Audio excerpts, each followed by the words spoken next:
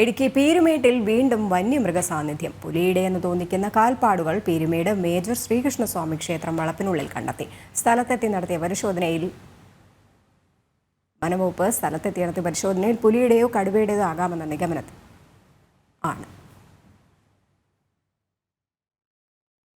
Peermade major Sreekrishnaswamy ക്ഷേത്രത്തിലെത്തിയ ജീവനക്കാരാണ് അസാധാരണ വിധത്തിലുള്ള കാൽപ്പാടുകൾ ക്ഷേത്രവളപ്പിലും മണ്ണിലും ചുറ്റുമതിലിലും കണ്ടത്.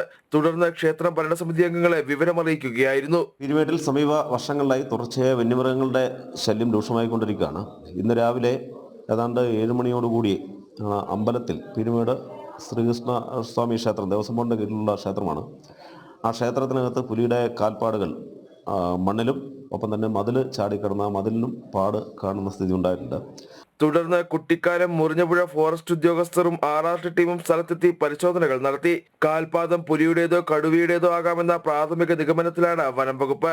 ഇത് സ്ഥിരീകരിക്കുന്നതിനായി സ്ഥലത്ത് ക്യാമറയും സ്ഥാപിച്ചു. പീരുമേട് ക്ഷേത്രത്തിൽ നിന്ന് വിളിച്ചറിയിച്ചനുസരിച്ച് ഇവിടെ ഏതോ വന്യമൃഗത്തിൻ്റെ കാൽപ്പാടുണ്ട് എന്ന് വിളിച്ചറിയിച്ചനുസരിച്ച് നമ്മൾ രാവിലെ ഇവിടെ എത്തുകയും പരിശോധിച്ചതിൽ പുലിയോ കടുവയോ എന്ന് കൃത്യമായിട്ട് ഐഡൻറ്റിഫൈ ചെയ്തില്ല. എന്നെങ്കിൽ പോലും അത് ഐഡൻറ്റിഫൈ ചെയ്യാൻ വേണ്ട നടപടികൾ സ്വീകരിച്ചിട്ടുണ്ട്. അതോടൊപ്പം തന്നെ നമ്മൾ ഇപ്പോൾ തന്നെ ക്യാമറ വെക്കുവാൻ ഇതിൻ്റെ സാന്നിധ്യം ഏത് മൃഗത്തിൻ്റെയാണ് സാന്നിധ്യം എന്നുള്ളത് വ്യക്തമായിട്ട് അറിയാൻ വേണ്ടി ക്യാമറ വെക്കുവാൻ വേണ്ടി തീരുമാനിച്ചിട്ടുണ്ട്. ക്യാമറ ഉടൻ തന്നെ സ്ഥാപിക്കുന്നതാണ്.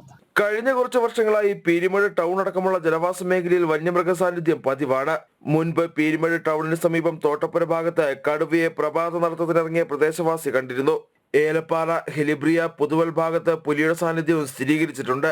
പ്രദേശത്ത് വനംവകുപ്പ് കൂട് സ്ഥാപിച്ചെങ്കിലും പുലിയെ ഇതുവരെ പിടികൂടാനായിട്ടില്ല. വന്യമൃഗശല്യം രൂക്ഷമാകുന്ന സാഹചര്യത്തിൽ അടിയന്തര ഇടപെടൽ വനംവകുപ്പിന്റെ ഭാഗത്തു നിന്ന് ഉണ്ടാകണമെന്ന ആവശ്യമാണ് നാട്ടുകാർ മുമ്പോട്ട് വയ്ക്കുന്നത്.